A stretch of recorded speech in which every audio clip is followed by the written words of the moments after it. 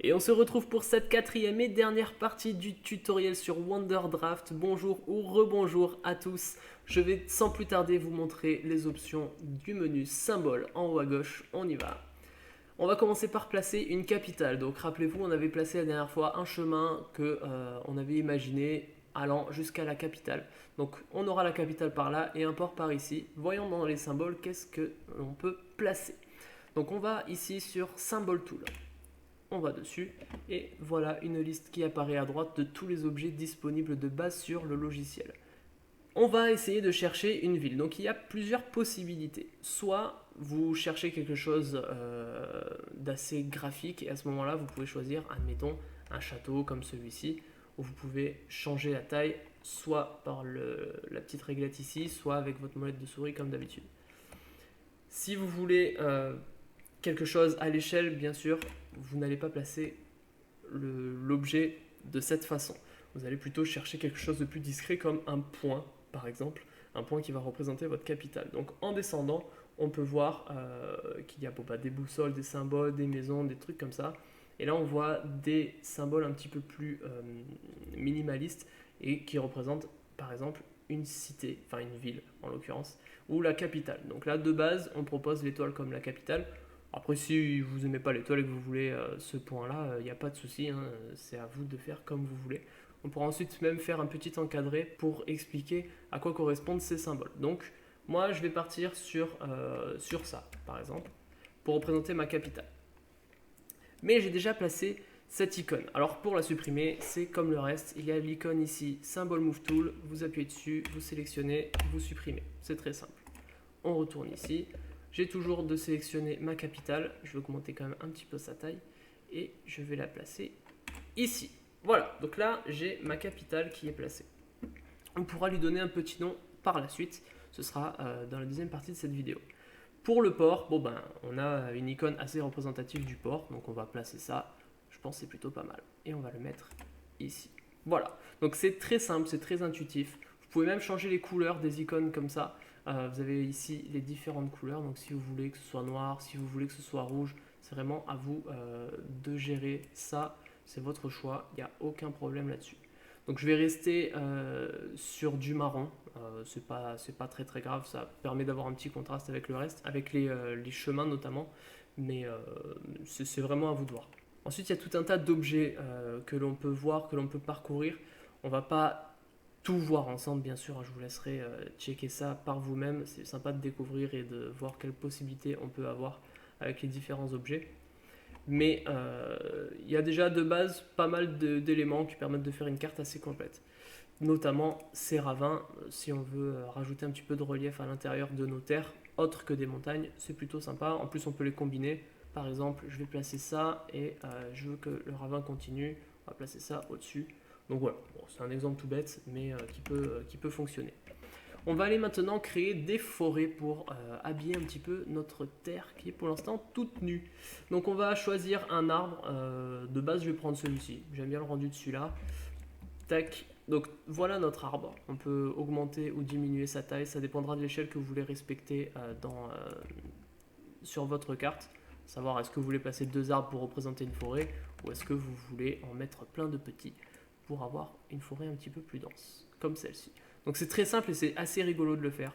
Vous restez appuyé sur le clic gauche et votre forêt se complète au fur et à mesure, donc c'est plutôt cool.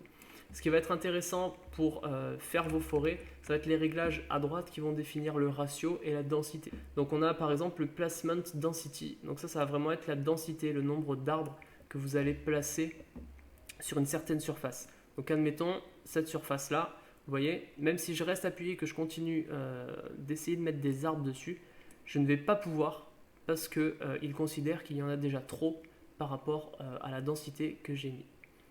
Donc on n'aura jamais une forêt très très très dense avec un règlement de placement density bas.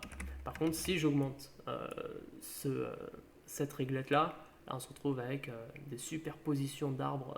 Donc voilà, ça va être à vous de gérer ça. Et le placement rate au-dessus, ça va vous permettre, en restant appuyé, en fait, de choisir le nombre d'arbres qui se positionnent, à savoir si c'est trop rapide ou pas assez rapide. Donc là, voilà, si je fais un G comme ça, il y a moins d'arbres que si j'augmente le ratio et que je fais un gros trait comme ça, vous voyez que les arbres sont beaucoup plus rapprochés. Alors c'est pas la densité, c'est simplement la vitesse à laquelle je place mes arbres. Donc si je baisse les deux, on va voir que bon, bah, y a 3 arbres qui se courent après, et c'est un petit peu plus long à les placer. Donc faites attention, si jamais vous avez du mal à faire vos forêts, c'est peut-être parce que vous avez touché à ces réglages ici. Donc j'enlève tout et je vais faire une forêt un petit peu plus sérieusement. Admettons par ici. Voilà. Tac. On va faire un petit coin d'arbre par là. Tac. On va faire d'autres arbres par ici. Donc il y a vraiment des arbres avec des aspects assez différents. Donc à vous de savoir comment rester homogène sur votre carte. Là par exemple, je trouve que ces arbres avec ceux-là, ça va pas trop. Donc limite, je vais reprendre les mêmes et pour avoir une certaine cohérence dans ma carte. Donc j'aime bien mettre les arbres pas loin d'une rivière.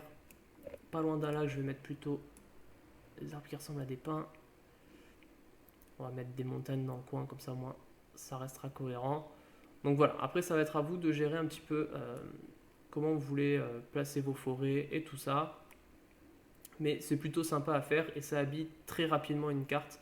Si vous ne savez pas trop quoi mettre à tel ou tel endroit, une petite forêt de temps en temps, ça fait pas de mal. Donc voilà pour les forêts. Ensuite on peut faire pareil, exactement pareil avec les montagnes. Il y a tout un tas de montagnes différentes, il y a des collines, il y a des montées enneigées, des falaises, des pics, il y a des nuages aussi qu'on peut placer.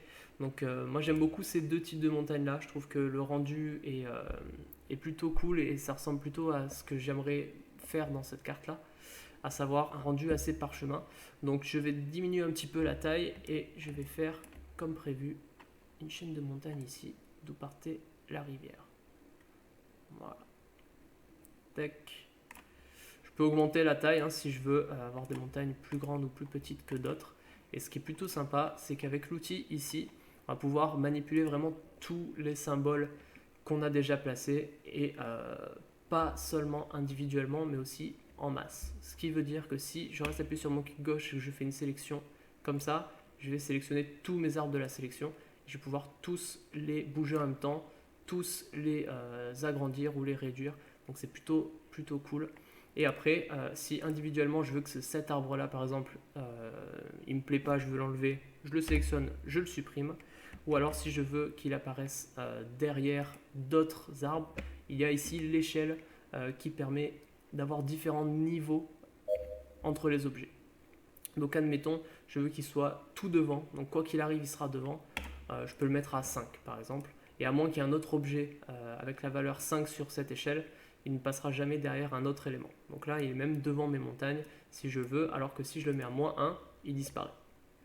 Donc voilà, c'est plutôt cool d'utiliser cette échelle si jamais, par exemple, il y a une montagne que vous aimez bien, mais que vous avez envie de placer devant ou derrière une autre montagne. Ça va être à vous de gérer tout ça. On peut faire des choses très rapidement et on peut venir par la suite ajuster ce qu'on a fait pour avoir le rendu qui nous plaît le plus. Donc c'est plutôt bien pensé, c'est plutôt bien foutu. Donc je reviens sur mes paroles, effectivement j'avais dit que je voulais un rendu assez parchemin. Pour la démonstration c'est pas très grave, je vais vous laisser des arbres en couleur, mais si vous voulez en placer en noir et blanc ou quoi, c'est tout à fait possible. Et ce qui est cool avec les objets en noir et blanc, c'est que vous pouvez les placer et que déjà de base ça va prendre la couleur du fond sur lequel vous le placez. Donc là par exemple ça va rester ocre. Si j'avais fait une terre, admettons, verte, tac, admettons par là, si je retourne dans mes objets et que je place un arbre ici, il va être vert, forcément. Donc voilà, ça peut être à vous de gérer. Si vous aimez bien les objets qui apparaissent en noir et blanc ici, en fait c'est transparent, donc ça va prendre la teinte de là où vous les placez. Voilà pour les montagnes, les arbres et les symboles. Donc c'est plutôt intéressant, on peut très très vite compléter la carte comme cela. On peut s'amuser à faire des chaînes de montagnes très très rapidement. On peut avoir des collines de temps en temps, voilà, par là. On peut avoir des montagnes enneigées, par exemple dans ce coin-là. Enfin voilà, tout ça, ça va être à vous de le gérer. Si vous voulez, admettons, avoir des montagnes enneigées avec ce type de montagne, du coup, c'est comme je vous disais, vous allez changer juste la couleur. Vous allez prendre un blanc, voilà, et vous pouvez peindre vos montagnes comme ceci. Donc, c'est plutôt sympa. Après, à vous d'ajuster les contours pour que ce soit pas trop marqué non plus, hein. Ça c'est avec l'opacité comme je vous l'avais montré. Mais c'est pas très compliqué. Là je le fais un petit peu à l'arrache pour pas que ce soit trop long non plus. Je devrais peut-être faire en vitesse accélérée la fin de la vidéo et ça vous montrera un petit peu où est-ce qu'on peut en venir. Avant-dernier point de ce tuto, les labels, c'est très simple, c'est ce qui permet d'ajouter du texte sur notre carte. Donc vous appuyez sur le label tool, vous sélectionnez où vous voulez mettre votre texte, donc admettons le nom de notre capitale, je vais l'appeler El Capital. Voilà, super. Je sais même pas si c'est comme ça qu'on dit en espagnol, mais ne me jugez pas. Et là on peut modifier la couleur, on peut modifier comme d'habitude plusieurs paramètres. On peut le mettre soit en centré, soit sur la droite, soit sur la gauche, comme dans un traitement de texte. On peut changer l'épaisseur du liner qu'il y a autour. On peut changer la taille, donc voilà. Et bien sûr la police. Donc ça va être à vous de choisir quel genre de police vous voulez. Il y a une ligne qui s'appelle Bilbo, j'aime bien. Je ne sais pas trop en quoi c'est Bilbo, mais c'est sympa. Donc voilà, à savoir si vous voulez quelque chose d'un petit peu plus manuscrit, un petit peu plus typographique, c'est à vous de choisir vraiment. Donc ça, c'est très simple. Si vous voulez, vous avez même un générateur de noms. Il suffit d'appuyer sur le petit point d'interrogation pour générer un nom et ça va le changer. Donc voilà, il y en aura plusieurs. Vous pouvez sélectionner également des noms pour les maires. Et du coup, ça va chercher des trucs dans BAM, Loc, B et tout ça pour que ça ressemble un petit peu plus à des noms de maires. Donc si jamais vous êtes à court d'idées, moi j'aimais bien El Capital. On va remettre El Capital. Tac. Voilà. Et là, vous pouvez rajouter un petit lexique. C'est ce que je vous avais dit tout à l'heure. Vous mettez votre lexique dans un coin de la carte, par exemple. Vous ajoutez le symbole de votre capitale, admettons. Donc, vous retournez le chercher. Tac. Donc là, je vais remettre en marron ou en noir. Pour le lexique, on va le mettre en noir, par exemple. Tac. Et on va le placer sur notre lexique. Et à côté, on rajoute tout simplement que c'est les capitales qui ont cet aspect-là. Et en dessous, on va remettre le symbole du port. Tac. Et on va modifier le nom et mettre port. Voilà. Alors ça, vous pouvez limite le faire sur Photoshop par la suite parce que vous voyez que c'est approximatif. Je peux pas centrer, je peux pas aligner. C'est vraiment à la mano comme on dit. Donc soit vous avez vraiment un compas dans l'œil, soit vous le faites sur Photoshop après, soit vous considérez que l'approximatif ça vous suffit. Il faut savoir que voilà, hein, là typiquement on voit pas si c'est pas aligné ou pas, donc ça peut être un résultat qui peut suffire. Et ça donne tout de suite un aspect sympa à votre carte avec le petit lexique sur le côté. Donc voilà, on a une vidéo un petit peu plus longue que les autres parties, je m'en excuse, mais je pense que c'était intéressant de terminer dans celle-ci et pas avoir une vidéo juste sur les labels, des choses qui peuvent être un peu moins intéressantes que sur le continent lui-même. Donc j'en ai juste pour encore 2 minutes pour vous montrer les dernières fonctionnalités et après ce sera terminé pour de bon. Donc on a la grille toujours dans le menu overlay qu'on peut rajouter à la fin. Je ne vais toujours pas l'ajouter. Par contre après on a des contours si vous voulez les rajouter sur votre carte. Tac. Donc admettons vous voulez rajouter un contour. Si vous voulez que ce soit raccord avec le lexique que vous avez déjà placé, à ce moment-là vous pouvez prendre quelque chose comme ça. Et ce sera plutôt raccord. Donc par contre là je vois que ça déborde dessus, c'est pas grave, je retourne sur label, je prends mon label et je le déplace voilà, pour avoir quelque chose comme ça. Je pourrais déplacer le texte mais c'est juste voilà, pour vous montrer qu'on peut le faire même après coup, c'est pas très important. On peut même le réduire, voilà, comme ça c'est parfait. Voilà, très bien. On retourne dans Overlay et bon bah là c'est le contour que vous voulez, vous pouvez régler sa taille, tout ça. Je vous laisse décider. On peut rajouter un rapport d'échelle.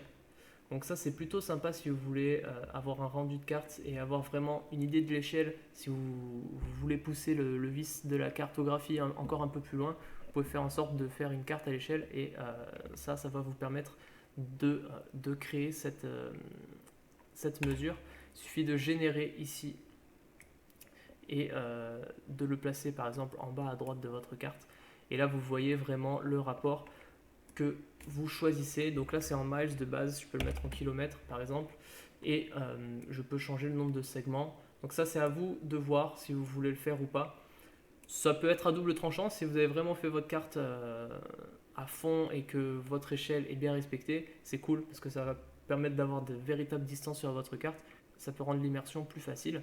Après, si vous avez fait ça un petit peu comme moi à l'arrache et que vous n'avez aucune idée de ce que ça représente, ne le mettez pas. C'est pas juste pour faire stylé, ça a une vraie valeur si vous y avez pensé de départ, mais sinon il vaut mieux pas le mettre. Et enfin, vous avez un outil de mesure ici, donc ça c'est à utiliser pareil, en complément de l'échelle qui se trouvait là. Ça va vous permettre de mesurer, de savoir selon votre échelle que vous avez établie, une distance à une autre. Donc par exemple en ligne droite, quelle est la distance qui sépare ma capitale à mon port. Donc déjà, il vaut mieux actionner ici l'option Use Map Scale Unit, comme ça on est vraiment sur du kilomètre, parce que moi j'avais laissé en kilomètres. Tac, on l'actionne, on va faire une ligne droite de là au port, et on a 334 km en ligne droite de la capitale au port. Si vous voulez savoir la distance qu'on a sur le chemin qu'on a établi, vous le retracez comme ça, tac, et on arrive à une distance de 460 km.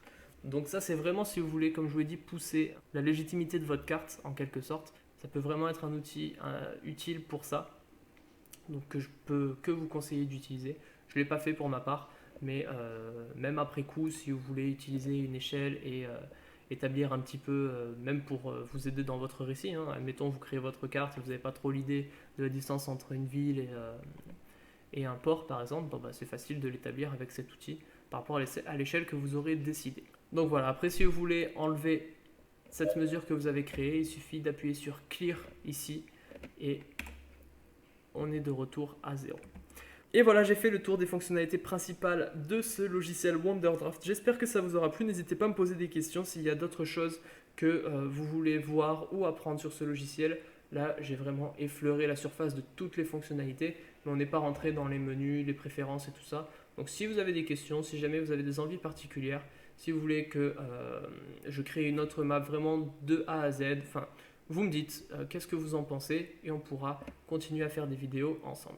Merci de m'avoir suivi et on se dit à bientôt. Ciao, ciao.